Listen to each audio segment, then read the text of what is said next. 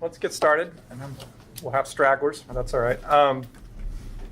So this session, this portion of our agenda is going to be about opportunities and challenges related very much to citizen jury-related work. Before I get into that, so there's a handout that I put out on. Each of you should have one. If not, there's a little stack in the middle. And there's also a great big tome of a report that, thanks to Camille and Kyle for bringing. Don't need to look at this during the presentation, but feel free to take one if you're interested. There's a wealth of. This is also linked on the resource page. So before I get going, as I mentioned at the outset, I was the director of an organization called Healthy Democracy. That's where these materials are from until 2016. And I was one of the co-founders of that group and co-designers of the Citizens Initiative Review, which is a rebranding of the citizen jury model for a very just discrete use in terms of evaluating statewide ballot initiatives. So for all intents and purposes, citizen jury, different name, specific application. I'm no longer with Healthy Democracy. They have a great website. There's more materials, but this is just to give you something to look at. And the reason I wanted to talk about this is to really dig into opportunities and challenges, because my experience, roughly 10 years, I covered a lot of different aspects of the work in terms of design, lobbying, advocacy, fundraising, et cetera. I had to do a lot of those different things. And I thought that would be of the most interest to talk about here. The work I'm doing now with the Policy Jury Group is in many ways a distillation of my experiences at Healthy Democracy. So it's separate. I'm no longer with Healthy Democracy, but these materials are here because that's what we're talking about. In terms of my background, I worked in political campaigns prior to founding Healthy Democracy in 2007 with some great colleagues, which I'll mention in just a sec. And prior to that, I worked on issues of good governance, primarily trying to limit the influence of money in politics at the statewide and local level. I did that through ballot measure campaigns and direct advocacy at city halls and a very limited degree of lobbying.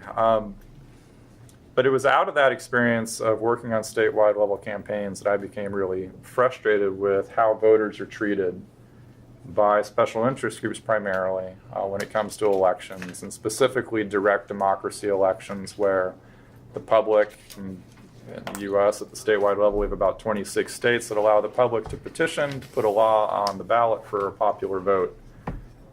And because there's no one ultimately responsible, you're not putting somebody in office, you're passing a policy into law, campaigns have a tendency to say whatever they want to try and win. And that was really frustrating for me because I worked on trying to get big money out of politics, left-wing progressive issues. And I went through a campaign cycle of watching the left eat the left alive and lose on what were very promising pair of ballot initiatives. One of which would set stringent campaign finance requirements and transparency requirements for the state of Oregon. And then one which would change the Constitution to allow those limits to go into effect. And we actually won on setting the limits, and I passed into law the toughest limits in the country, but we failed on the constitutional amendment to put those into law. So there's this real disconnect between the public saying we want to have campaign finance limits, but yet all this campaign spin meant we didn't want to change the Constitution simultaneously, and there are a lot of questions around that. So I went about trying to figure out how you genuinely improve the process of direct democracy rather than limit it, and landed on the idea of the CIR, which was being discussed in Washington State during that intermittent period where the Jefferson Center was kind of on hiatus, and Ned Crosby and Pat Ben, Ned, the designer of the Citizen Jury and founder of the Jefferson Center, was looking for ways to apply his work in different political arenas. So we started the organization Healthy Democracy with a great colleague of mine from graduate school who knew far more about deliberative democracy than I. I was always on kind of the structuralist side of wanting to change governance and trying to deal with issues of power. He was much more on the side of how do you do so through good group practice and participation and deliberation and engagement. And who was that? Elliot Shuford. And so after about 5 years, Ned and Pat underwrote Healthy Democracy, millions of dollars spent to take the CIR from concept into practice. And along the way, we ran a pilot of it in 2008 to just see how the thing would work. I had never been involved other than in a really cursory way with citizen jury work. And we went about lobbying the legislature to get a bill passed to test it on the statewide level.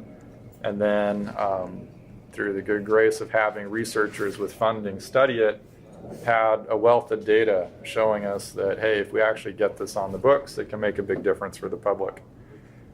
And the CIR, which we're going to watch a very short video in just a sec,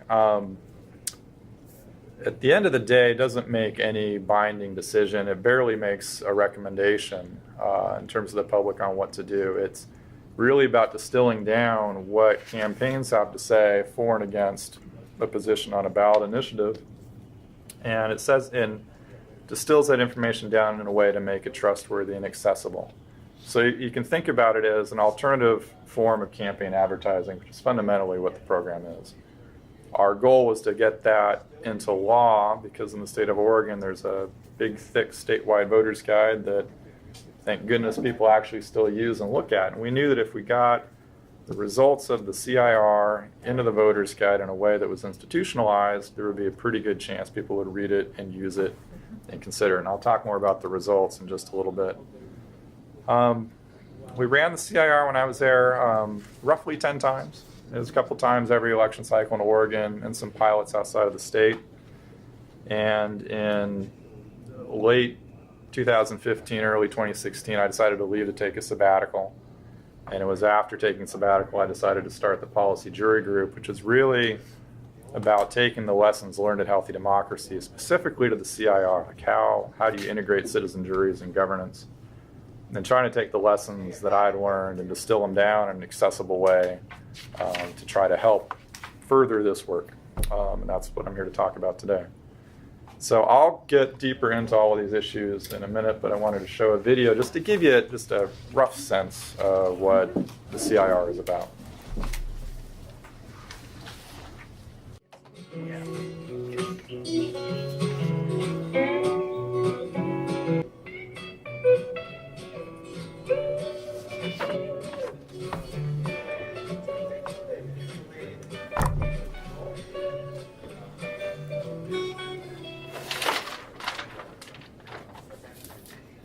So that was in, I think, 2012. We started in 2007 on a project I thought would last like 2 years, and I was there for about 10. And a lot of that had to do with the fact that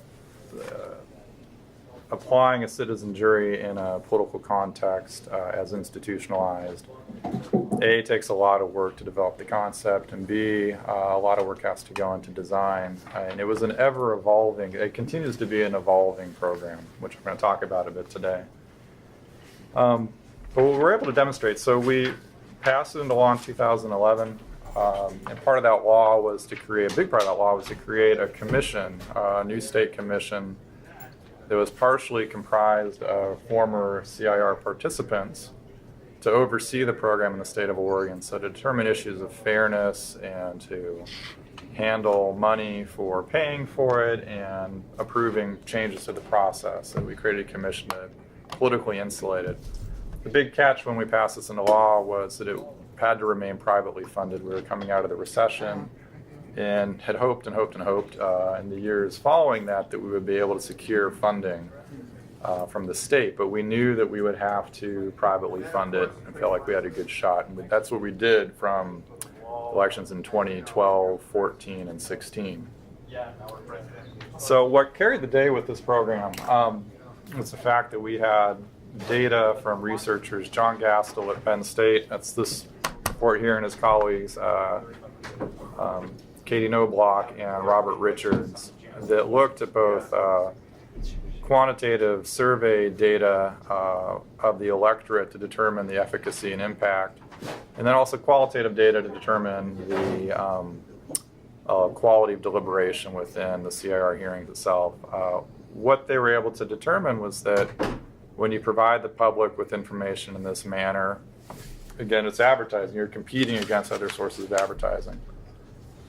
But what we're able to prove is that you're able to actually influence how people understand policy because it's from a source that's more trustworthy.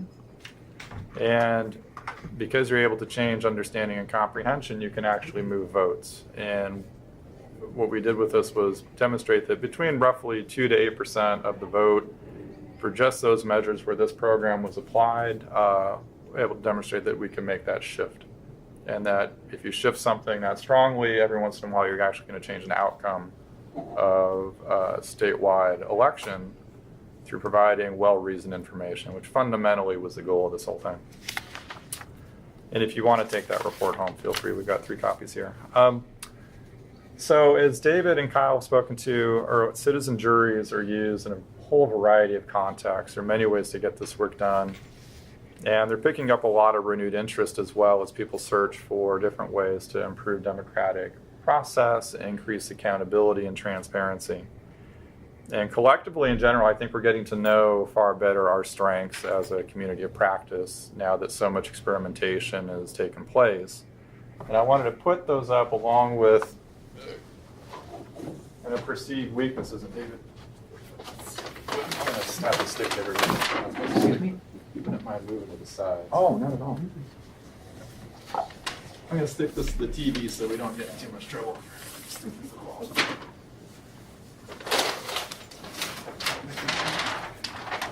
And this is distilled way, way down. But the way that, specific to the CIR, I think citizen juries, by and large, their strengths really hinge on good process, right? They're fair and they have analytical depth. Can I take a picture? Oh yeah, feel free. They're fair and they have analytical depth. And as Kyle mentioned earlier, a lot of work was done early on with citizen juries, including the CIR, to think about how do you design, the quote-unquote perfect process. And half of that equation is the design. Like, how do you get from 24 people entering the room to discuss policy to an outcome that's meaningful that will impact somebody or something in the real world? A big part of that as well is the question of legitimacy, which I think we spend just as much time on as process, in trying to design a system with safeguards and protocols that would enable us to go in with good faith to lawmakers. And the test is trustworthiness. And that's, I think, another key strength of citizen juries at large is when done well, they're inherently trustworthy because of both process, how people are selected, and kind of the contextual understanding of the people that convene them. And then fundamentally, they support tough decisions. And that can be done in a bunch of different ways. It doesn't have to be just through institutionalized forms like the CIR.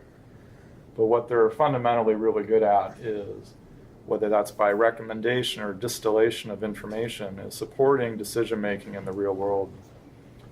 But they come with weaknesses. And the 3 that I wanted to highlight here, and this is more specific to the CIR than anything else. If anyone wants to jump in with other examples, feel free. And I should note, too, I thought the comment that Patsy made at the earlier on about, oops, maybe I shouldn't be saying this. Like, I encourage you all to say it, because it's if things pop up that you're not sure, this might be controversial or seem like a critique, feel free. So with weaknesses, cost is one. There's the literal cost of running these. They can be very expensive programs, and there are ways to make them far less expensive, but there are costs associated with citizen juries, including the CIR, some of which you can't get around. When we started early on, the program was about $150,000 to convene one. We got it less than half of that by 2014. But of course, cost is relative to the benefit. And if you think about with the CIR example, spending $150,000 even at the outset to inform 400,000 people who actually use the program to affect policies that are multi-million, billion-dollar policies, it's very much a drop in the bucket. So it's a relative thing, but when you're working to promote these programs and secure funding and run and pilot them, there's the cost issue. There's also the cost related to advocacy and sponsorship of the programs too. Like, it requires political risk-taking to do this work. Another weakness. Yeah, go ahead. Do you mind? No. Go ahead. With the cost, where do you, what are the big buckets? You were saying like mobilization is one of them. What are there a few other primary buckets? If you look at just the event itself, facility staffing, food, all of that. Yeah, it's all the nuts and bolts plus facilitation. So somebody spoke earlier about the necessity of quality facilitation. Yeah. Expensive. We paid a lot for facility to ensure that we had pros at the front of the room. They And charge did you good also hourly pay all- wages. They do. You also paid all the We participants? paid a stipend very similar to how Kyle described it. Yeah. So we Thanks. paid a stipend. Great, Adam? that's great Just to a know. follow-up question to that. When you're able to get it down to about half, what were some of the areas you were able to kind of save spending? Duration. And duration was a question of scope. So the scope of which I'll talk about the trade-offs in just a sec. But the big one was calibrating what kind of outcome you wanted to get out of the program and then determining how that affects the process that you run. And what we tried to do was really strip it down to the bare minimum over the course of between 2012 and 2014.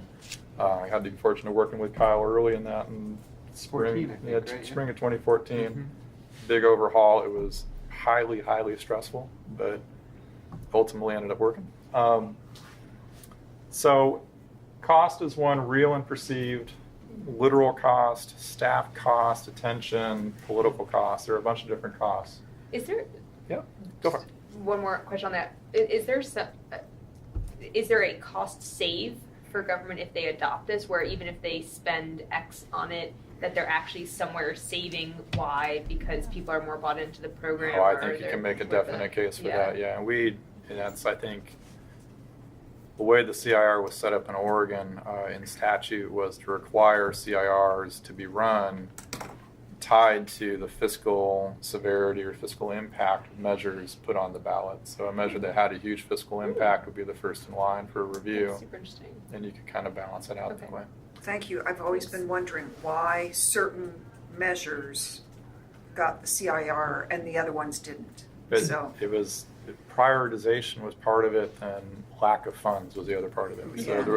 there was never enough to do all of them. right. Awareness is another weakness, which I think we're all cognizant of. Awareness of this work in general, which Democracy R&D I think is a really wonderful step forward for beginning to build a community of practice around this, and then hopefully we can leverage each other's work and learn from each other. There's also awareness in terms of PR. How do you get the results in the hands of the right people in a way that's going to make an impact? Mhm. And what we knew at the CIR was that we had a vehicle, this voter's guide, that people would use, and so it was a direct conduit into somebody's hands to use. And then the biggest one, which for us was the most challenging, was the issue of power and conflict, because we were dealing with issues that have strong partisan interests on both sides, that spend a lot of money to either get something on the ballot or to fight it, that all have relationships with all the people in the state capitol that may or may not like it but have some stake in the outcome. And I'll touch on that again in a sec. So the challenges with this model in general, outside of the question of dealing with those weaknesses, is how do you maintain legitimacy while simultaneously working towards scaling up programs, whether it's to repeat the same thing over and over or to expand it out to different jurisdictions. When we got the CIR into law in 2011, we were the very fortunate beneficiaries of funding from the Democracy Fund early on to work on the question of scale, which is something we tried to do over the following years. And it was a challenge. It was a real challenge because we hadn't dealt with some of the weighty trade-offs that are on the right, which I'll talk to in a sec. But there are also some of the questions that I think are the most important to deal with for this work in general. And part of my strong interest in Democracy R&D is to kind of work through how do you deal with the question of scale while maintaining legitimacy for the programs. And scale could mean, in the case of the CIR, reducing their focus. In the CIR's example, we went from a program that early on, you'd bring 24 people into a room, you'd bring a a menu basically of experts to come in to provide testimony based upon what that jury wanted to hear. But it was just a wide open door that said, start of day one, you're going to become acclimated to this policy, and by the end of day 5, you will have written this statement to inform your fellow voters. And we got that to work. I mean, it was challenging. It was inherently not that replicable because it was so challenging. And so, one of those, the question is scale. How do you take things to scale? How do you make them more replicable? Another question that practitioners have really focused a lot on is the question of ensuring integrity. What does integrity mean? We all have different definitions of integrity in terms of process. What are those thresholds? Where do we feel satisfied with the results? Where do we feel like something can't go forward because we're not satisfied with the results, or somebody else, the sponsor, is not satisfied? And then there's the biggie, I think, that is applicable to the entire field of deliberative democracy, which is a question of impact, which also means many different things to different people. Like, it could be impact through the media, it could be impact directly working with policymakers, it could be, like in PB's case, direct allocation of funds and the voice of the people affected by that allocation of funds in their communities. It could be looking at questions of community well-being and resiliency. It means something, and we define it in different terms, but ultimately we're doing this work because we want to have an impact in the world and to make some degree of positive change. When I got involved in this in 2006, most of the questions, there are organizations that were around then that I'm sure many of you are familiar with, if not all, they're no longer around, that dealt with really big programs and processes. There are organizations that used to be more prevalent that are less prevalent now as things have changed and people try to deal with some of these same questions in the field. But what it seemed to me early on that the discussion would really take place around is, I think it's particularly true of citizen jury work, was how do you balance integrity with impact? So I was like, how do you run the best method and yet still strive to have influence and impact?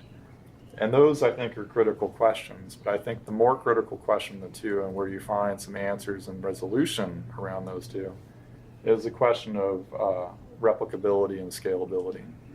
Because if you can't repeat and scale, then these programs are dependent upon just the practitioner to deliver versus being able to broaden the stuff out in models and ways so that others can pick it up and run with it. Well, that replicability and scalability is also the funding, right? Because if the state buys into this, then they're more likely to appropriate money for it. And otherwise, you're relying on external, funding sources year after year, right? I think that's a big part of it, yeah. Is to be able to make the case for this work, I think you have to be able to answer the question of replicability and scale. Yeah, which is fidelity to the original model if it keeps producing impact, despite whatever that impact is, right? To produce evidence, and I think that's a cost. Yep. Yeah. And so with the CIR's case, I'm going to get into these. And I am not a graphic charter for a reason. It looks great. Better than I do. You would not be, if I wrote those, you would not be able to read them. I would have to translate. The one on the left came after the one on the first, so I got the good suggestion to switch to all caps from Kyle, and I think that helped a bit. So with the CIR story, in questions of trade-offs, we went from 2008 with a program that worked. Like it worked, and it was a really big, expensive 5-day program that was a very large staff, all things considered. And over the course of between 2008 and 2016, where the program sits now, it's roughly like 3.5 days. So it's still in law and produces a good result, but CIR has really been 3 different programs over the year, maybe like 3.5 at this point, where it went from very open and loose to something very big and much more structured to something very different and smaller and still relatively structured. It was piloted between 2014 and 17 in, it should be 5 states at this point. Oregon is the only one that's adopted it into law. That took place in 2011 to create the commission to oversee it, and had been a battle ever since to maintain its status in law. And each example, including Oregon, has struggled with the question of scalability in one way or another. It was repeated in the state of Arizona in 2016 and with state funding, but ran into challenges in terms of publishing the results. It was piloted in Massachusetts. Following year, a bill wasn't successful in institutionalizing it. There may be, I mean it to be a naysayer, but hopefully these things lead to greater opportunities. There's a pilot program in California that was very well received. There was a pilot program in Colorado that was not that well received. And in Oregon, it's Why? Why Colorado? well, 'cause the Colorado is under-resourced and got some people in hot water with people connected with other people that you wanted to influence. And in Oregon, it's an unfortunate story to tell because it's very fresh. It's from 2 days ago. The state CIR commission is now sitting with no funding and will probably go belly up the cycle with no CIRs unless somebody decides to run one and then privately pay for ads in our voters guide, which is something all interest groups do. So it's not a foregone conclusion, but it's a very likely one at this point, which really is a bummer. So it's dealing with these questions related to the trade-offs that I've been focusing my work with the policy jury group. And with the CIR, we went from it's kind of a question, all of these hinge upon scope to one degree or another. With a broader scope, bigger process, more opportunities for what the outcome is. And the CIR, I wish I brought a copy of the statement. It's, here are the pros that are most important for you to know about this issue. Here are the cons. Here are some additional considerations for you to keep in mind around this policy. And then early on, we would encourage folks to write a consensus statement as well. That eventually was all transformed into a process that would require the advocates, both for and against, to provide the CIR organizers with a statement that here are our 5 to 10 key arguments, and these are the same arguments that you're going to see out in the public sphere supporting our position. And the opponents were required to do the same. And if either party decided they didn't want to do it, they were no longer able to participate in the CIR, in which case we would find surrogates, which we did have to do once. But the idea being in that shift of scope that the program went from something where the jury was asked to create, ideate, understand, and really work towards consensus statement writing to something that's more akin to information processing, like taking what you're being provided with and then assessing it for its factual accuracy and its relevancy to the general public. Like, what does the public need to know that's true and important? And if these statements that you're being provided by either side are not true or important, how can you either amend them to be true and important, or what can you draw from what you've heard that can replace them? And that's basically the process of distillation and to a limited degree of creation of content with the purpose of providing alternative campaign advertising. But it was along that scope, that shift from very broad scope to much more narrow scope, that we went from something that was highly complex to run to something that was far less I'm not saying any of these were easy, but was less complex to run. Then it went from longer duration and higher cost to decreased duration and lower cost. And then my hope with this along the way was to go from a position where partners and colleagues and anybody looking into running a CIR went from reliance on healthy democracy to far less reliance on healthy democracy. And I think that's one of the issues with scale.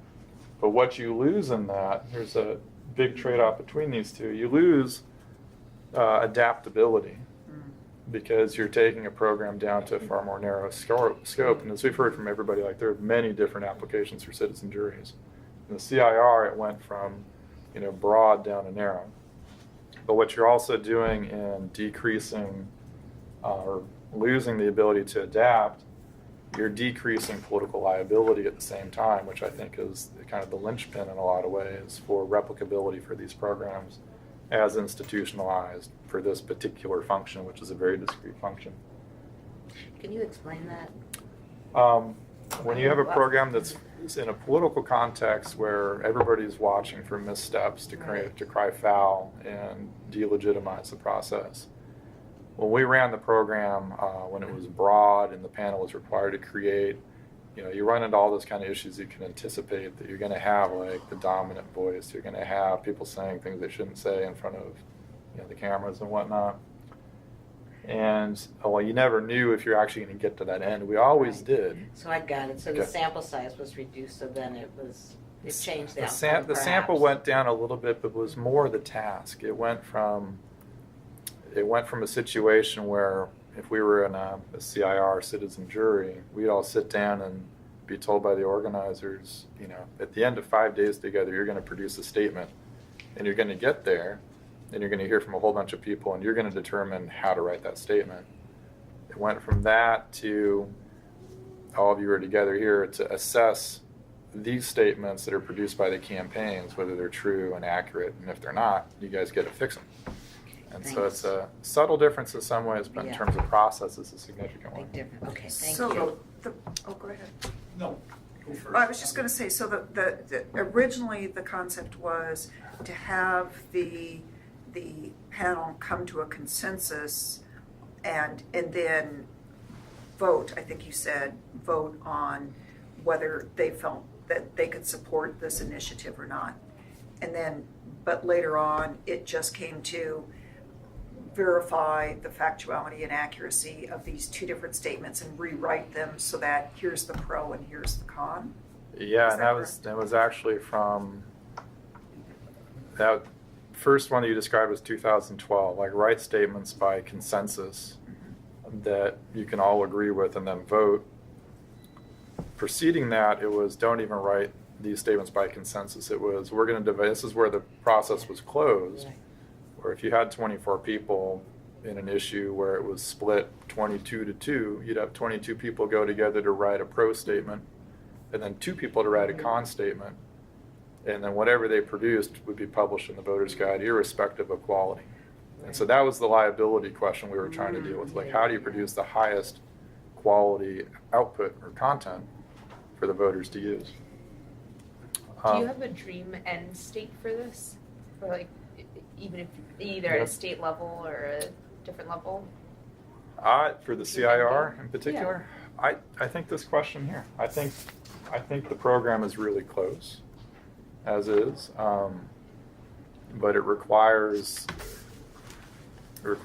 maintaining a balance between having a narrow scope and still having enough flexibility for other practitioners to take and to own and to adjust for their own political and localized context. And that's where I don't think you can have a one right way, even with a program this refined. You have to have a well enough designed, yet simultaneously flexible. If that makes sense. So, Yep. I'm sorry if I missed some of this, but initially, this was a scientifically selected representative group of citizens who would kind of decide what they would recommend to the voters, yay or nay, on a particular ballot proposition. Yep. And now it's evolved into people making sure that the statements that are written, pro and con, contain facts and not incorrect statements. Yeah, Is that it's always understanding? been that sounds correct. It's always been a randomly selected citizen jury at the core Random of it. selected citizen jury. It's just the task that they're required to perform Changed. has changed over Changed. time. Yeah. It seemed to me before, I mean, let's just face it, that they're just issues people are going to disagree with. Is there where you really can't come to a consensus? Some people say, hey, I really think this is good, and some people say this.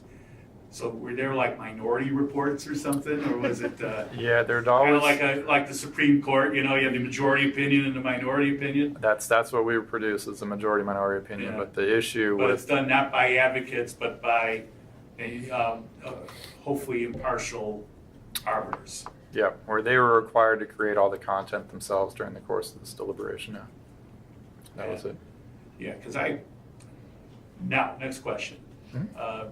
Is there have you done any evidence to show that the work product is read any more than the previous statements? Yeah. And or read any more than people read newspaper editorials or anything? Because let's face it, the That's vast majority electorate, Don't read. they don't read. and that's where we have And they're the influenced by commercials or gut feeling when they walk into the polling place. and it's the Or benefit of Russian having. Oh, sorry. Which is, here's why I And weigh in Liz. with my own personal opinion, and I know it's a minority view among folks who think like us, but No, I think- it's the I right. think initiatives give democracy a really bad name. They oftentimes do for sure. And Especially these days where big moneyed interests pay, pay signatures, put them on, boom. They basically buy a place on a ballot and they blanket with ads. And that's, they miss the deliberative part. that's And you end up getting shitty legislation. and that's why we did this. That's why California is so fucked up. That's why we did this. The question was in that. You so- can bleep that out. It's not NBC, right? So Yeah. in this context, direct democracy it's not going. No state has ever revoked it. The efforts have always been how do you make it harder to access, which then It's means like no whoever state has. has ever revoked term limits, which is another stupid thing. Yeah, they've let it expire in some places. But they so with the CIR, the notion was, okay, how do you take the limitations of political reform, which is where I came into this, not as like, Try to make it as good as possible and hope somebody reads it. yeah, and then we didn't know if this would work at all. We ran a state-sanctioned pilot in 2010 where it was published in the Voter's Guide once and then had a sunset on it to run an evaluation, which is a document there. Then the NSF funded, because it was a unique one-time deliberative governance event, the NSF put in a bunch of funding to try to determine if voters would use this if it's presented alongside everything else. And that had a really clear impact. But that's also because it's in Oregon, where we have a tradition of a big fat voter's guide that people will read. And that's been a limitation in other states that may not have that same quality of information or the same tradition of using that resource. Like in Arizona, it's different from Colorado, which is different from But Massachusetts, even in and a so on. state like California, Mhm. they have that tradition, the big fat voter guide. Yeah. Realistically, how many voters even open it, much less read it thoroughly? And it's on Oregon, we knew it was about 66% Wow, self-reported really? that they would actually use it. Now what that meant, Self-reported. but so then you get down to the CIR, and the research is fascinating because there would be unique pieces of information in the voter's guide that was only in these CIR statements that you could track through broad quantitative research to see if people could remember where this came from, all these different pieces. But I was skeptical too. But that's, we thought, okay, if we have the chance to actually get this into law, we can test it. And we went to the legislature saying, hey, look, this may not work at all. And if it doesn't, you won't see us again. But if it does, you're going to see us with a report that either backs us up or not. I just want to try to look at this from another perspective, which is some of the research and background that we've been able to do with some of our other projects.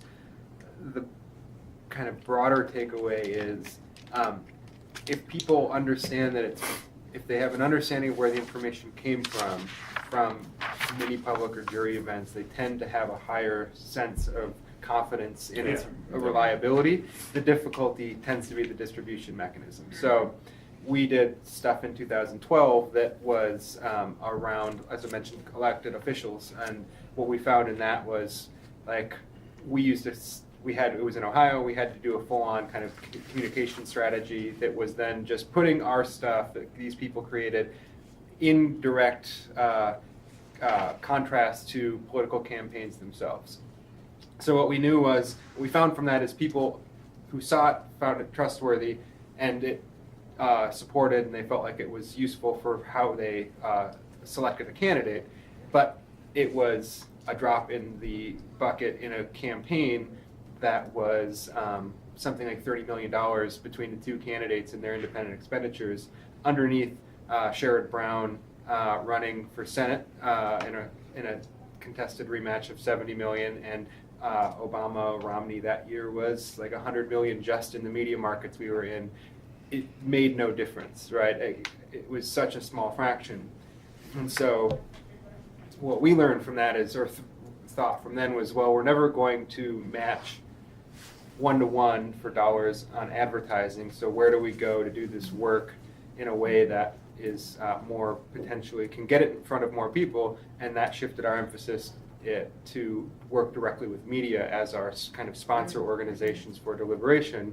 And now we've been able to show that media stories on policy issues that are generated using input from these are more in line with what people want, and they're getting better reader response rates. So they're actually performing the function that we're after, but we had to find a different way to do it, which is where these other states are likely having challenges because you don't have that same level of uptake. And the other piece of this, to dovetail, and go to your question just a sec, that I think is probably the most important facet of the CIR program. I mean, there's the piece about putting information in people's hands, and that information competes with other sources of information and measuring whether or not it has an impact. The other component to this is kind of the longer game with it, which we'd always hoped by having it a state-funded program, which is if you're a campaign advocate walking into a program where your argumentation is going to be under scrutiny, your argumentation better be really, really good, because you're going to be called out. And what we saw over the last couple cycles was that the campaigns that begin to advertise those elements that did well in the CIR in their multi-million-dollar ad buys, where they would say, you know, the CIR says this. You know, that's actually a good point. It's not that people may actually read it themselves, but it can be useful for campaigns it's sort of like a third-party validation. It's third-party validation. Yeah. It can be helpful, sort of like the good housekeeping seal of approval for those of us. Well, a lot of you on here are too young to remember that. Cassie? So the one question my students always ask is, after they serve on the review panel, do those citizens then go home and advocate or talk in their communities? Do they share what they've learned with their communities? Because it seems to me that that's another, potential strength of doing this, is that you're informing citizens that are this widely dispersed, members of the community. To varying degrees. And so there's been research done, multi-year research at this point, about the effects that deliberation had on the participants, which has generally been pretty positive about their own personal views, but they also have some evidence that it's a little bit crushing simultaneously to go through an experience of my voice being heard in deliberative format back to it not in their communities. So it's I think a bit of a mixed bag, but at the same time, that's more of a benefit than not. Is that a possibility with a program like this? Is to somehow then help those community members go back and form those, do it like a conversation cafe sort of process in their own community? It should be. When I was there, we were never able to do it just because of lack of resources and being burnt out. But it would be a possibility. Oh, absolutely would be. Okay. And to kind of get back to the question, Judge, probably about an impact, there's the literal, measurable, quantifiable impact of reading the statement, which is one piece of it, which we demonstrated early on with the CIR, which is the only reason outside of having participants come to our Capitol in a lobby, because it was their voices in committee hearings that enabled lawmakers to really begin to trust us and the program to pass into law. And there's the impact on the campaigns and their argumentation as they began to anticipate having to go through the CIR and changing their argumentation. It's that latter one that I think is the most important for this particular approach to citizen juries, which is around how do you creatively institutionalize citizen juries to add accountability where accountability doesn't exist. And I never said this really publicly when I was at HD, because it's just one of those things you don't talk about that much. But 75% of my job was done when the campaigns walked in the door. And so I would work like mad to make sure they participated, because I knew if they participated in this, that meant that there would be an impact on how they talk about the program. And the fact that they got to the stage of showing up and had to go through our hoops to recalibrate their messaging meant most of our job was done. And the CIR, it's not as if the CIR participants didn't then do a whole bunch of work to finish the job, but the campaigns had to do a lot of that work preceding it in the first place. And I think that very basic lesson from this stuff can be applied in many different contexts where the act of increased public scrutiny and transparency is 75% of the goal. Then there's a deliberation in what you do once everybody's in the room. So I'm gonna, go ahead. I just wanted to say to that, to that question of involving jurors after the fact. I know that Democracy Co. Maybe Kyle knows better about this, but Emily Jenke in Australia, they talked about with one of their citizens jury processes, they had they're working on doing kind of a committee of jurors that would then kind of advocate, or a committee of advocates that come out of the citizens jury to kind of advocate over time for the recommendations of the citizens jury. And she also told me about one where they had given recommendations to the local government, and I don't remember if it was a year or 2 years later that it was finally kind of being decided about. And they sent out to their, they sent out messages to all of those jurors so much time later saying, hey, it's going to be talked about in City Hall on this date at this time.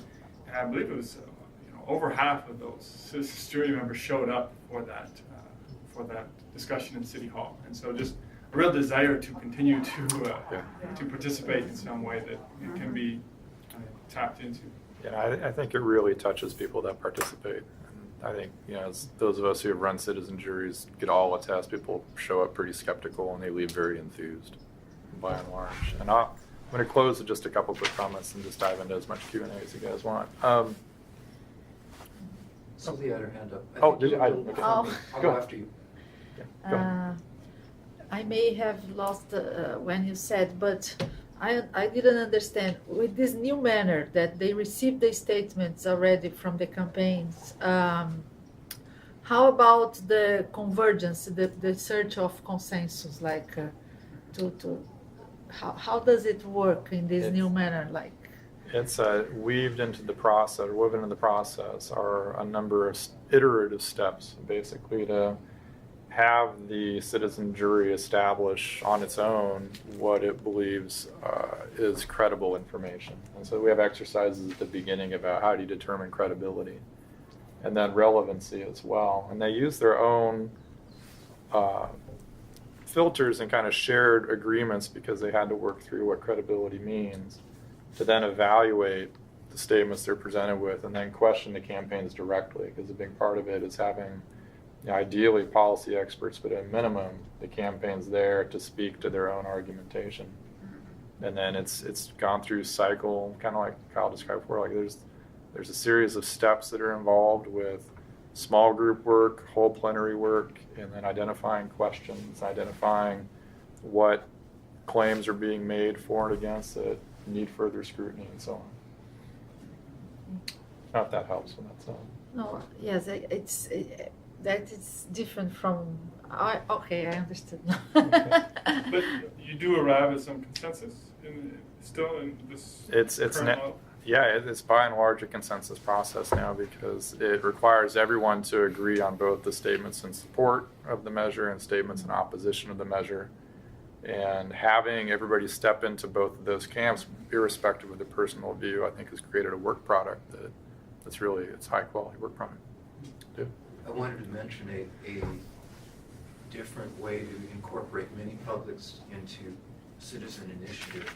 It's the project that I mentioned before that New Democracy and Participatory are just starting to work on for the city of Madrid. There's been recently a lot of participatory democracy experimentation in Spain, especially at the city level, Madrid, Barcelona, Bilbao.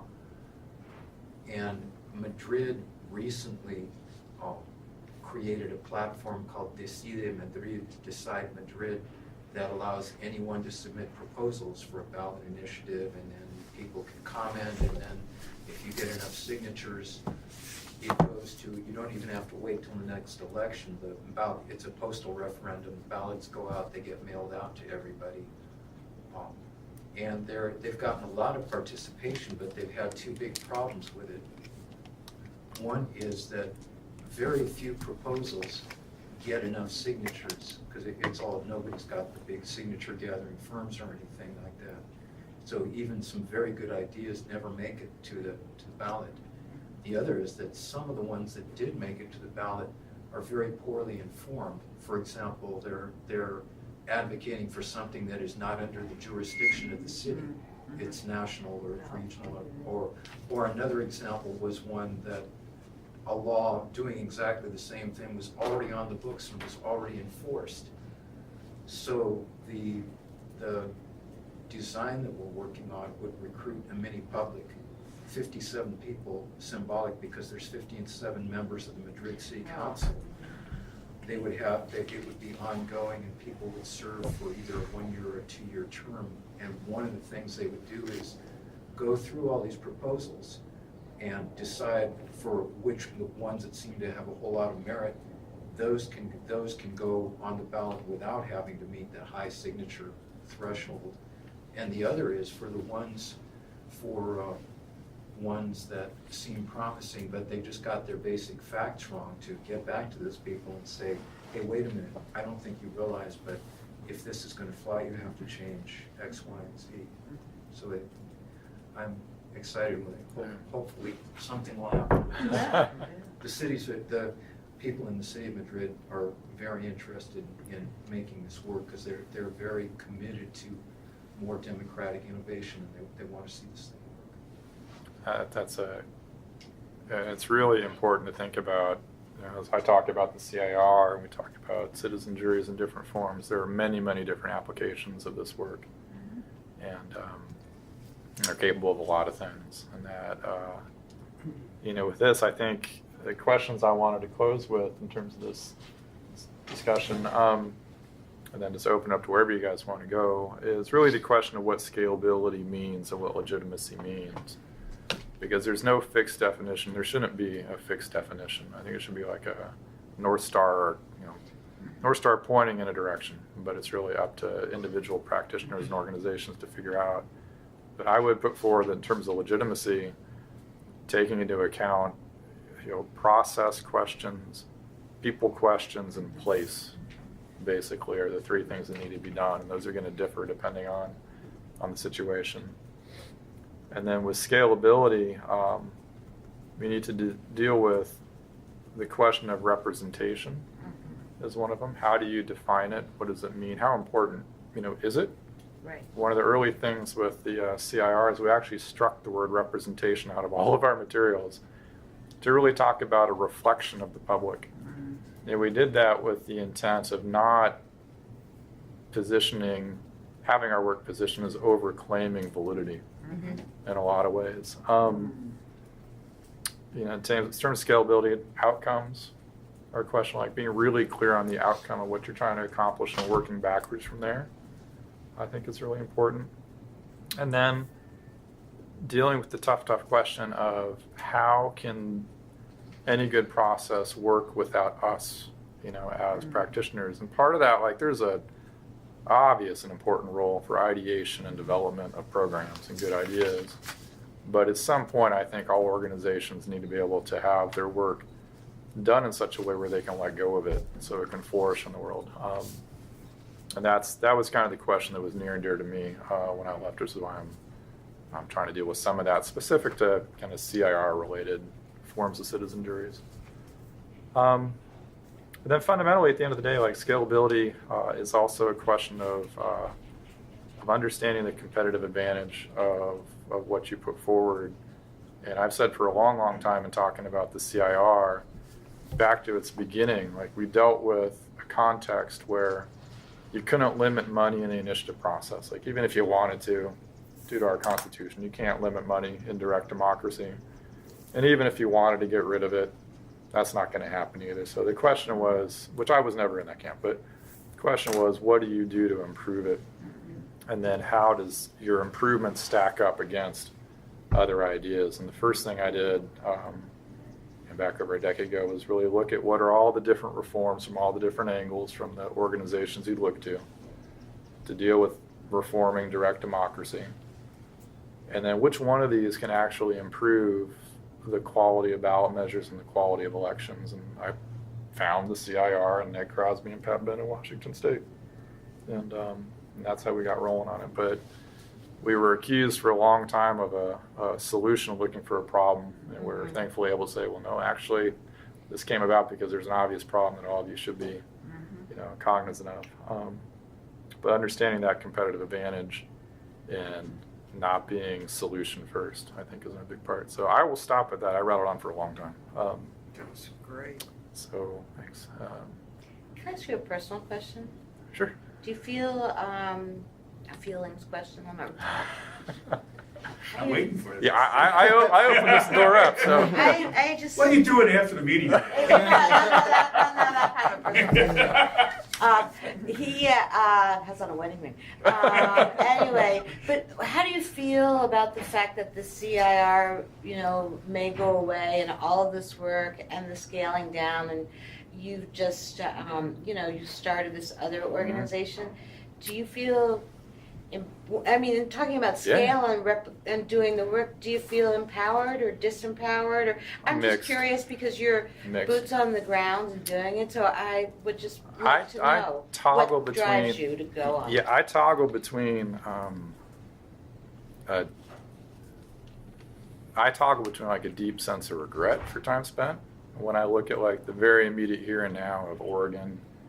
And the CIR possibly going. I spent a lot of volunteer time over the last 9 months working with the CIR Commission to try to get a bill forward to help save it, and we weren't successful in doing that. So I toggle between that, and then I also still feel a lot of excitement for the question of scalability. Right. At the end of the day, a big part of what's going on in Oregon is like business model, organizational model, complexity. Right. Mixed with like a program that is really hard to run. Yeah. And part of that is the commission structure we set up with the best of intentions is populated by really well-intentioned people that doesn't have any money. And without money and leadership to staff it, right.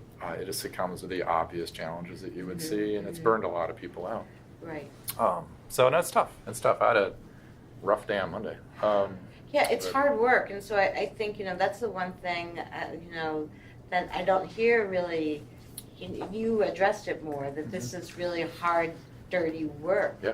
And so when you really talk about how do you drive it forward to others to practice or to research it, the scalability is, how do you keep your hand in the game to really, I think it's also understanding what, and this is a hard lesson for me to learn, but what you're capable of doing and driven to do versus what you can force yourself to do. Right. And my MO when early on was just to push and to push and to push and to push. We ran 5 CRs in a row once. Not in a row, we ran 4 in a row and then one a few months prior, and it just about killed me.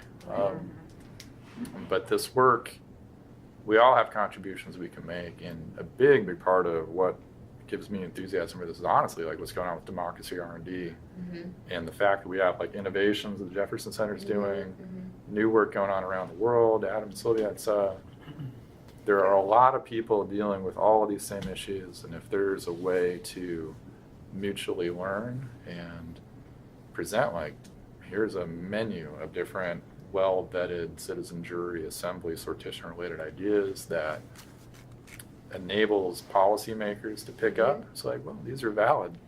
That's worth the significant bump in the road that's going on in Oregon. Yeah, So. thanks. I appreciate that's a candid answer, and you could have said I don't want to answer, but so I thank you for that because I appreciate the hard work that you all are doing here.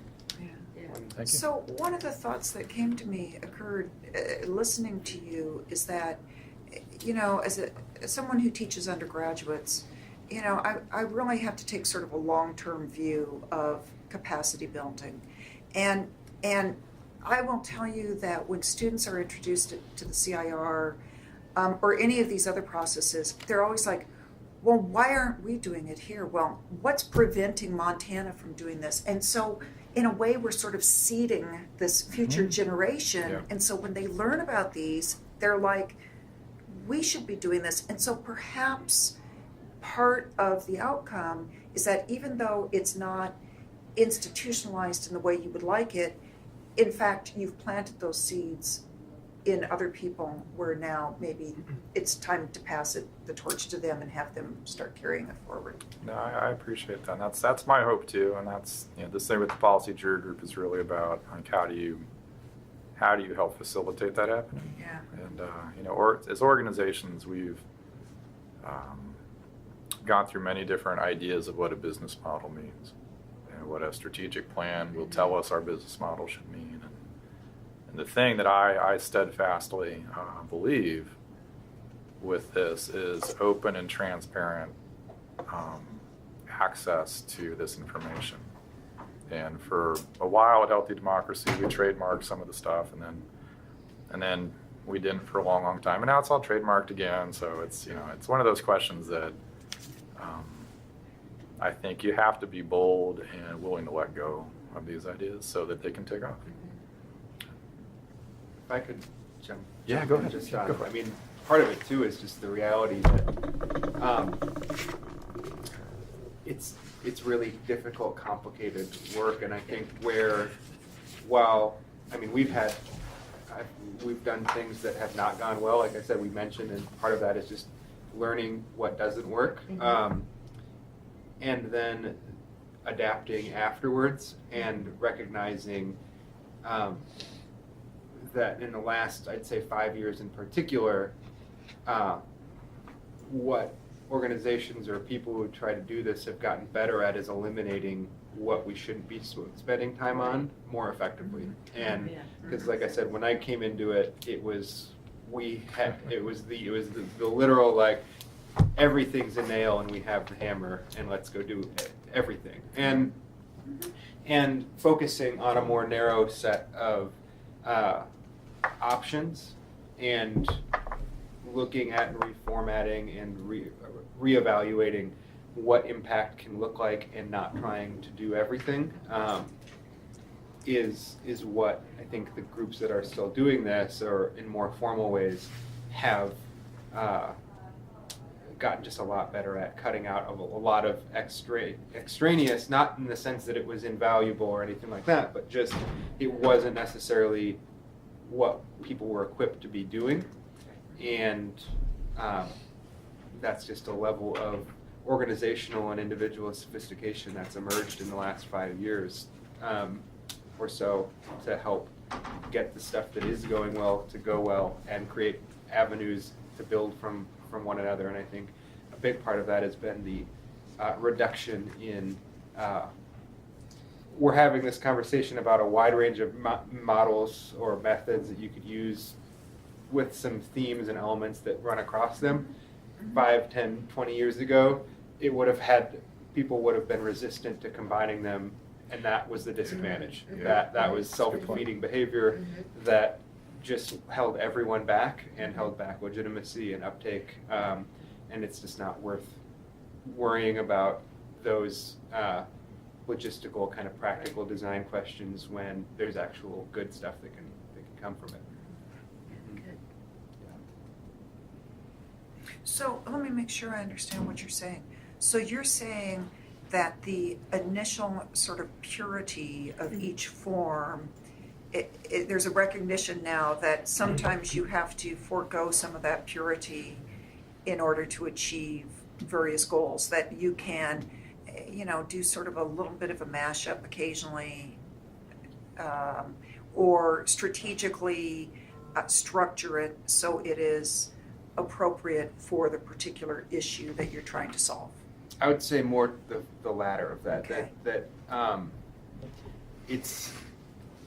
I think there's a value in incremental adjustments that allow us to do this work a lot more, where we could continue to, if we were striving too much towards some form of like orthodoxy or purity, we're just holding ourselves back. But on the flip side too, like not saying that you need this type of approach for everything, because there are so many more better approaches for solving some public issues that you don't need to get people together for 3 days to make some decisions. And being really clear on that and not trying to push towards that for everything has been valuable also. Gotcha.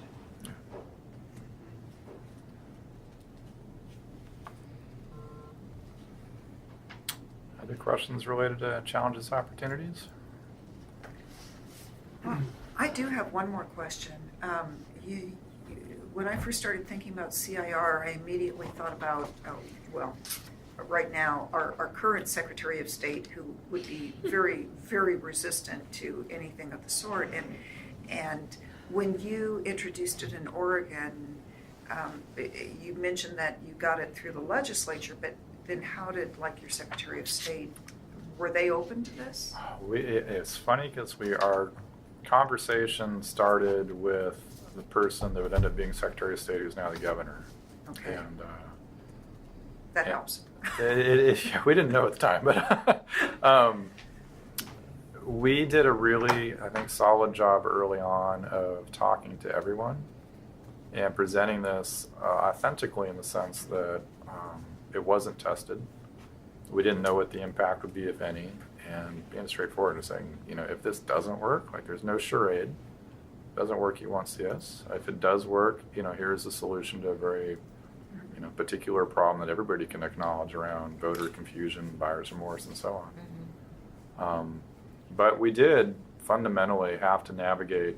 I make it sound plainer than it was, in the sense, because a lot of it was being politically astute enough to know how to talk about those things and to learn along the way. And for this particular example, that ended up not being all that hard to do, because you go in and talk with Republicans and Democrats in almost the same terms. And it worked pretty well. Adam? Can I ask, did you guys learn any lessons along the way as far as explaining this type of process to the general public? Some of the, yeah. For instance, I'm not a huge fan of the word sortition. As somebody Yeah. in this field, these oftentimes really academic terms. And I was wondering if you had any experience with that. We tried a bunch of different things. It's honestly it's a great question, because it's a hard thing to do. We dropped the word jury out of everything we did at the time. I don't think it really ended up mattering, because citizens initiative review is so boring and plain. Like, we worked with lawmakers that couldn't recall it over the span of years, that would call it something else. But the idea, if you just distill it down to the notion of a group of your peers is going to perform a service on your behalf, basically. That's what we did most of the time. But we went through working with communication firms and running ads and doing all of that stuff. But, it's, I will say, I think there is a strong, strong benefit to figuring out how to do that in a way that resonates, because it's the question of trust in a lot of ways, that if people don't, if it sounds like some feel-good thing, which most campaigns sound like feel-good things, you're going to still deal with skepticism. So I think paying special attention, that's important. In Australia, the word jury seems to really resonate. I don't know about the U.S.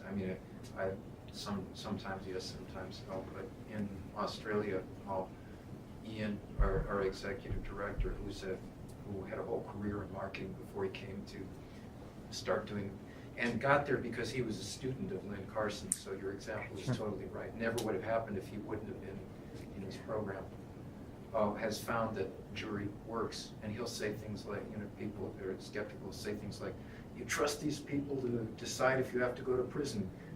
You really mean to tell me you can't trust them to decide how much to pay for garbage collection?" Or if OJ really did.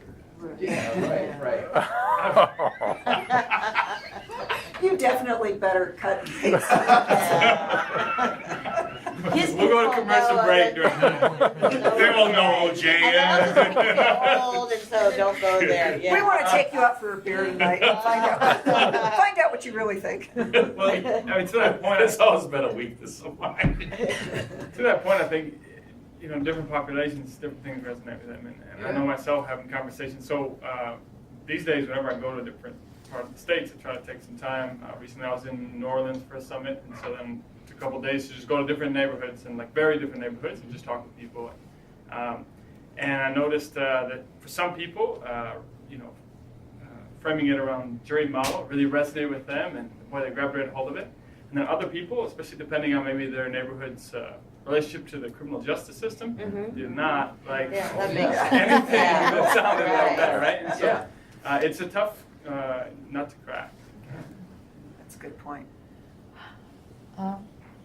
I'm here with a feeling, not a thought that thinking about Delibera Brazil and what would be our purpose, and I tried to make a synthesis of what I've heard, and I have two kinds of purpose, and I would like to hear from you. Which one do you think is more promising? One is to avoid voters saying after an election or after a decision, collective decision, things like, "Oh, I didn't know that. If I knew it, I wish I knew." And this is one purpose. And the other is try help to build a more collective perspective and eventually find a convergent solution. And that second one was the one that I thought many publics could help more. But after some things that you said about scalability and things like that, I think maybe we should focus on the first one and let the politics do the decision, hardcore decision.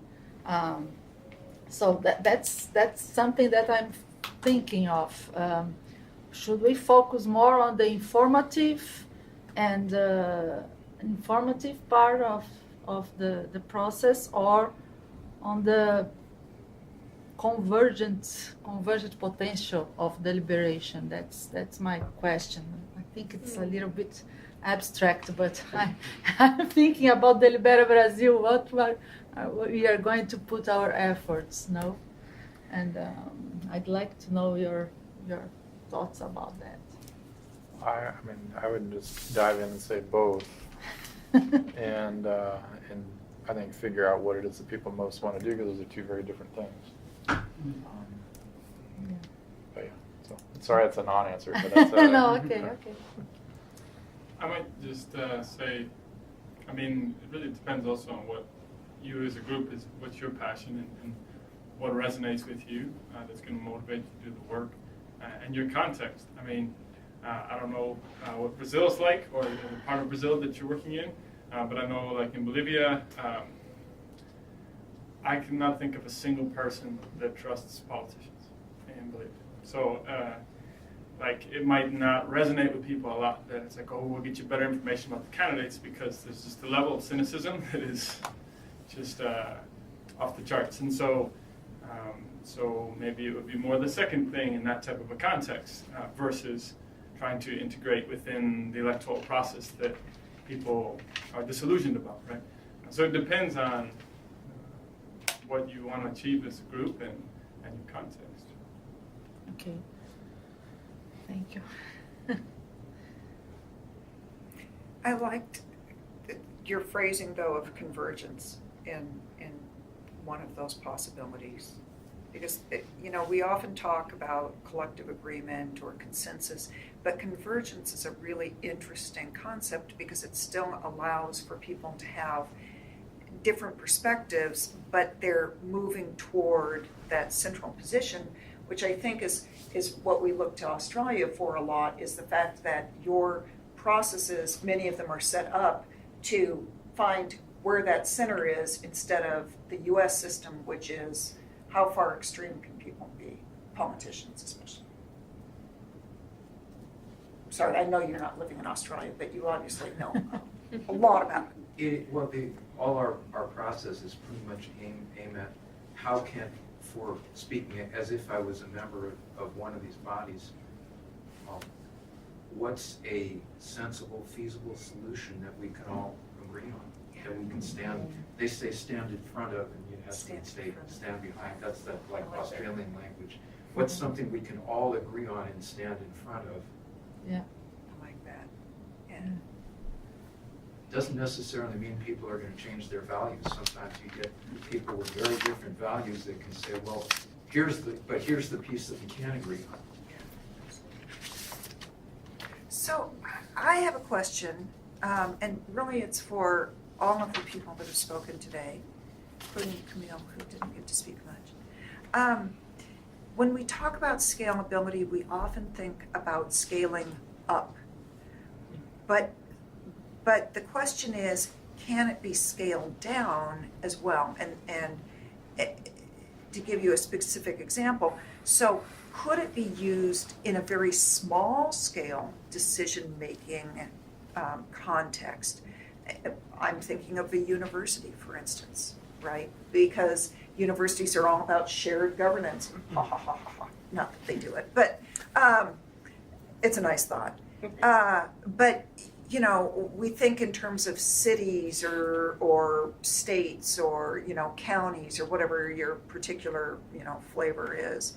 But what if could it be done at that smaller scale to deal with some of these challenging policy issues that a smaller governing body must also have to overcome or find a solution to?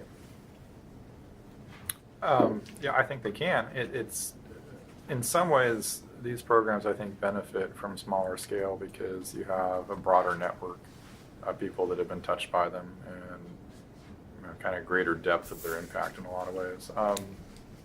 Things like the CIR, which is a specific application of a citizen jury, we ran at the county level, and even though it was an experiment and bumpy in some ways, if that had been something we repeated, I think it would affect county decisions in a really profound way, in part because of market saturation of the outcomes that are produced by it. And you tremendously reduce cost on a local level versus like our work in particular. I know you guys have done many different scales, but ours is primarily just on statewide. We're working when Healthy Democracy was doing that, and so my long-winded short answer is they can be, and it really depends on the question of what the outcome is you're trying to accomplish. And then also going to the kind of fundamental of if it can be done some other easier way, do that. Don't do one of these. Yeah. Yeah, we are discussing a proposal to conduct a mini public within a neighborhood in São Paulo with a partnership with an NGO that have projects, and it's a neighborhood plan. So they have to make some decisions, and we are trying to run. So it's a community, small community, but I think, and they want to use it as a tool for the community council, I would say. So the community council would be the runner of the mini public, and we will help with the technical and all procedures and things like that. But it's a very local level decision. But I will let you know if we do it. Yeah, good to know. How about you, Kyle?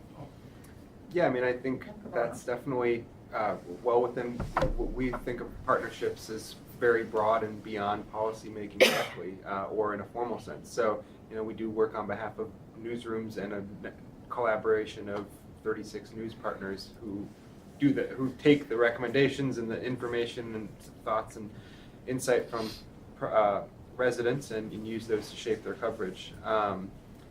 We've mentioned one of our kind of project sponsors was a research consortium who used this to shape their patient engagement and their research strategy and other things.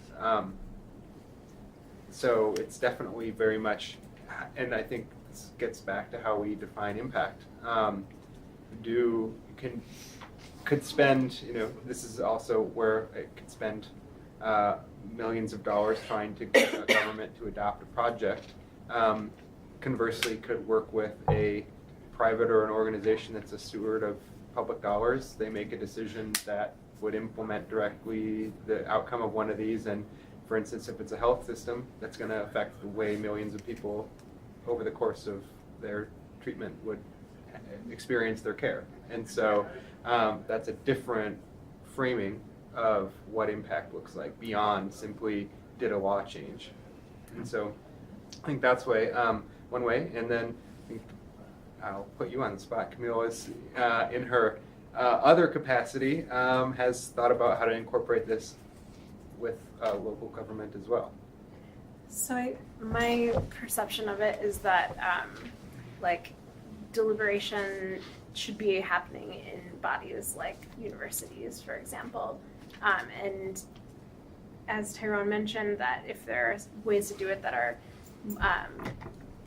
cost effective or better suited to the conditions, like the principles that we had of like microcosm of people that Kyle talked through, I think like if those are being exercised in a deliberative setting, like that's a win to begin with. But the question of cost for running a mini public, if there's some way to do it that is better suited, like for example, I'm on my district council in the city where I live, and the deliberation for the type of questions that we have on like zoning and transportation issues, like the resources that we have and the setting for that kind of conversation, as someone who like really loves mini publics and has a lot of respect for them, I don't think that that's going to be an avenue that we pursue. So, If it's below a certain size, it makes more sense to have everybody deliberating rather than a random sample. So what do you think that, I mean, what's the percentage of a random sample? Is it, 1% or 5%, or is there sort of a ballpark that you can just throw out as this seems like a reasonable way to do this, but below this it would not work? I don't think there is one. I think it depends on the circumstances. That what I would do is just say, ask the basic sort of common sense question. Okay, tell me about your group, your institution, your organization, your university, your union, your nonprofit, your church. Do you think you're small enough that you can have good deliberation with the whole group? Gotcha. If so, don't mess with a mini public. If you think it's too big for that, then we start that conversation. Okay, thank you. Well, I was just going to say, yeah, it definitely depends on the situation. I mean, a neighborhood of 100 households that has to make a few important decisions a year is a lot different from, say, a worker cooperative or a union with 100 members that needs a standing, committee, and they might rotate serving on that. To answer your question about can this be scaled down, I mean, that's been our bread and butter for the last 5 years or so. I think it works really well on smaller scales, and obviously there's a cutoff point, like David is saying. But especially the issue of cost, I think it's important to think outside the box on some of these things. Just because when you're working on a smaller scale, I think it might be easier to, in some ways, convince people to participate. You don't have to have necessarily the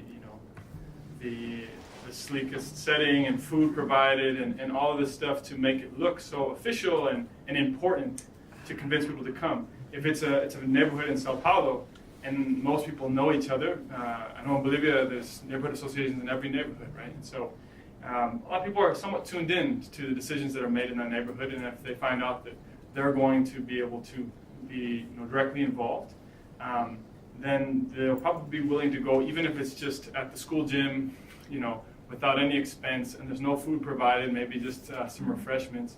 And so you can really take care of a lot of that because you're not this faraway entity sending out 10,000 letters to people who have never heard of you. So it has some advantages in that respect. Or if you're a college, then it just has the college stamp of approval, and people can feel really important, even if it's a low-cost budget operation. Yeah. But Unique, thinking of the case we are trying to work there, the idea of selecting randomly a small group, even if we are talking about, I think it's like about 1,000 households in this neighborhood, more or less, 1,000, 2,000 households.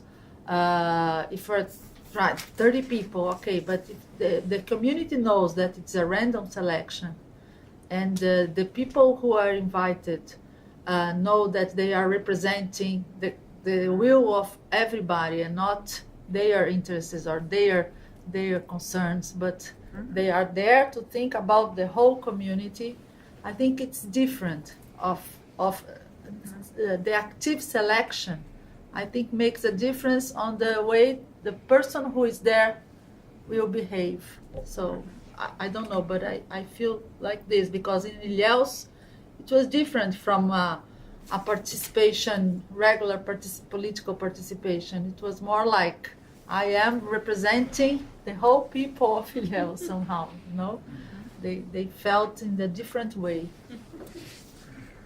I'm curious if just because you mentioned earlier that some people really shy away from the jury language because of very obvious reasons, that maybe they haven't had a great experience with juries. People go out of their way to avoid jury duty.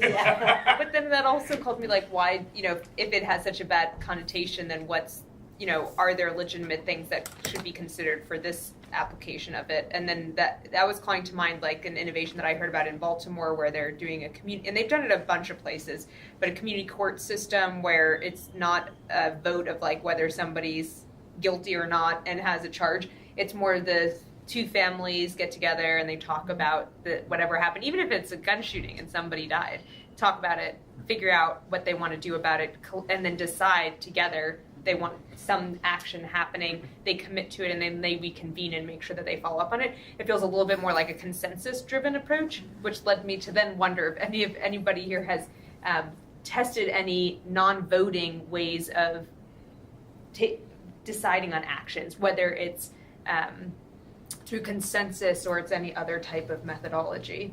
I'm curious to learn about that. Especially as I was also considering what biases do juries often have as well, and how do you get around that, the influence? I don't know. Yeah, it's a great question. I've got to say, with the CIR, I've worked with consensus a fair bit, and there's consensus in terms of outcome, but in terms of process, a lot of it is very specific to the program itself and has changed over the years. But fundamentally, it's like voting with a consensus orientation is kind of what it is in terms of our process and steps. And then looking at different areas where you have thresholds to meet to, again, this is a linear process, thresholds to meet that are either darn close to consensus or supermajority to move to the next step. I don't know, do you guys have? So we tend to use variations of whether it's voting or prioritization or some elements of that, but I know that there have been, so one of the other terms that gets used quite frequently is community or citizen panel. So where jury might not be applicable, a panel is a pretty often used replacement. And particularly in Canada, I know that there's practitioners who, when we've talked, just had basic discussions about what would it look like to do X, Y, or Z, they said, oh, well, we don't do votes at all. So, it's definitely done, and we'll arrive at similar outcomes for some complicated or technical questions that they're just, the processes themselves might be different. But ours tends to utilize some of those prioritization, and it's not always super technical either. It's like, dots on a flip chart, and it's not always really high stakes, like anonymous votes and things like that. So In terms of how juries are selected, there's a couple significant differences between juries in court and many publics that make a real difference in terms of the kinds of issues you're talking about. One is that juries in courts, at least the US, they are randomly selected, but it's not a stratified sample. There's no attempt to make it reflect gender, ethnicity, income, age, party, whatever representation. So and there is in many publics. The other one is that court juries, at least in the US, lawyers get to do this thing they call peremptory exemptions. Well, let's see. Peremptory challenges, which is that's one. crazy. I don't want him, I don't want her, I don't want him, I don't want her. Well, those things have a big deal to do with the fact that often juries themselves are not very representative. And to add to that, I mean, constitutionally these days you can't officially challenge a prospective juror based on ethnicity or gender, Yeah, and but yet you don't have to very, explain. very hard to prove. Yeah, you don't have Very- to explain. It's very hard to prove. Your Oh, motivation. I did it for this reason. They work at a certain industry that could prove a bias, so they use that excuse rather than the fact that Yeah. I think this Yeah. African American juror is going to Exactly. be sympathetic to my Yeah. client And at the end of the or day, to the prosecution. So it really distorts the group. A few other things, by no means really knowledgeable about this. I wish somebody like John Gaskell was here or something could speak more to this. But there's a lot of restrictions placed on jurors. So in most places, I know Arizona experimented with lifting some of these, but in most states, jurors cannot ask questions during a trial. They can't write down any notes. They can't talk to each other until it's over. The note writing, well, I guess every state's different. In my state, they do now allow them to take notes. Yeah. But you're right, back in the day, you couldn't do that, God knows how. It's like, and when they tested out letting juries ask questions during trials here in Arizona, the lawyers, the judges, everyone was positive about it. So they place certain restrictions, and then you're operating within a larger system that has a lot of flaws, shortcomings, right? And so it, by association, oftentimes, right, can be it just doesn't sit well with certain people. And then if you have a really big case, a real, as they call heater, you don't even get to go home. Right. Yeah. You're holed up in a hotel for weeks on end. Yeah. I suppose I was curious as well around like the external or the influence on the people who are making a position about it. So you, in a case, right, if you have two lawyers, you could have one lawyer being a public defender who is kind of fresh out of school and could be excellent or could be like not great. And then you have somebody else who's paid hundreds of thousands of dollars from a big corporation and like they have an upper hand because that person's going to really know how to argue it in court. And I was thinking about, and then I've also been like somewhat in a different setting, but in community meetings, right? Like the NRA has done an excellent job showing up at community board meetings and at churches and getting in there and then promoting language around like not saying they're from the NRA and that you should all buy guns, but this language where it becomes a value set of people that they think that they have to defend their right to own guns, which has been horrible for, really basic gun reform policy in this country. And so when you guys were describing the experts, yes, it's great that there's some thought around the, how are they chosen so that you don't have an extreme imbalance. I'm wondering, like, if you did have this throughout a whole country, right, and you had it everywhere, what are, like, the systematic protections that you can place or to mitigate some of those risks? And obviously you can't always mitigate all of them, but I'm just curious about that because really savvy companies figure it out really well. Like the NRA is really fucking smart at that. The Tea Party is really smart at it. They have resources. I mean, the big issue, I think, to your point is, So how do they we have protect resources. against that type of thing, though? Through a process, because the process should be built to protect against those things, Well, right? Two aspects of process that are very relevant. They're both on the reading list, the resource list with articles by my colleague Ben Carson. Yeah. One is how you choose speakers, that you want a balanced group, and you want people who can communicate clearly to ordinary folks. And the other is giving the people in the deliberative body some training in how to question expert speakers, what questions to ask, what's your assumptions behind that, et cetera. Actually, there's a third piece, there's the process piece. How you allow them or have them speak, rather than have them get up there and make the fancy presentations with the PowerPoint. We'll typically do something like you have everybody split into little small tables, and experts, sit in one seat in the table. They don't say anything until they answer questions. The jury questions them, they answer, and bing, 5 minutes are up, next one, bing, 5 minutes are up, next one. I think what you're speaking to, though, is a real, it's like a quality control on the skill of the facilitator and of whoever's leading this process. And when you see programs that have scaled, if we're talking about wanting to scale this, right, because all citizens should have the opportunity to chime in on the policies that they're creating, and it gets more buy-in to the institution, you build community around it, you get better policies, all the good stuff, right? If you want that to scale, and I'm a big believer that it can, and we're working on it too, so I totally am a believer there. But when we've seen larger scale programs, especially and globally, a lot of those things end up breaking down. The ideals of how the process could run break down. There was an evaluation of a program that reached hundreds of villages in Sierra Leone.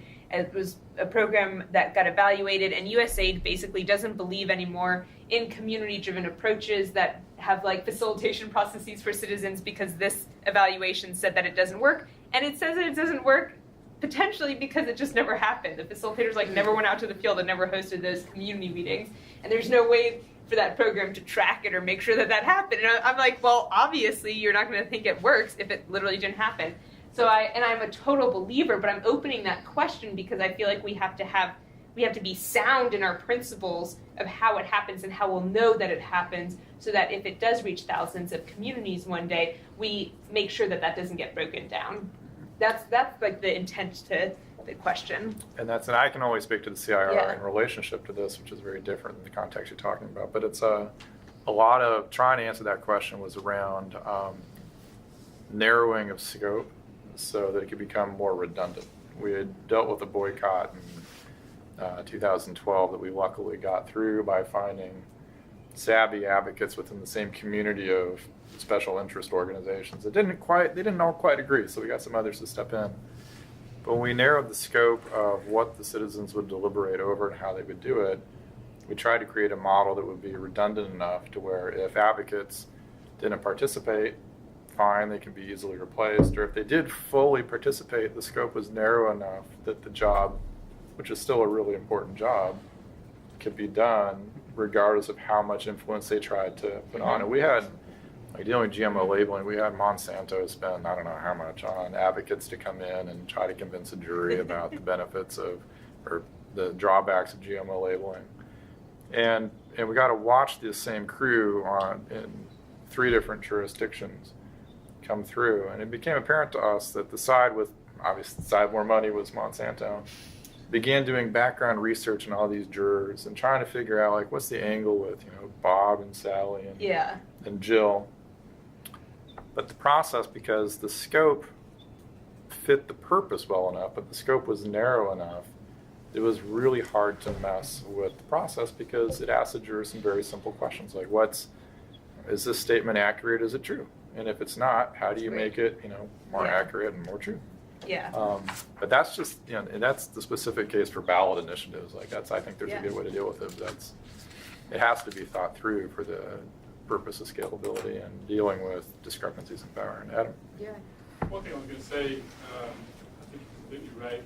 And one of the things that, as somebody who would like to see these alternatives scaled for direct legislative decision making, to me, once as you get into that big league and direct power, you're definitely going to have outside influences coming at it from every angle. And to me, one of the areas I'm most concerned about and intrigued is facilitation. Yeah. Because there is where you have a lot of power. And also for a scalability standpoint, especially scaling to smaller places or city governments, if these are standing bodies, to have professional facilitators in all of these different places is just not practical. And so we've been doing we don't have professional facilitators with student governments, and so we've been working with self-facilitated groups.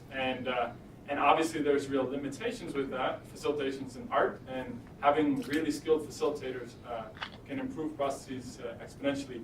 But I think that there's probably a space there for developing ways in which not only selected groups can facilitate themselves if there are not the resources for outside facilitators, or there's just too much pressure on the process to know who you could trust to lead that process. Yeah.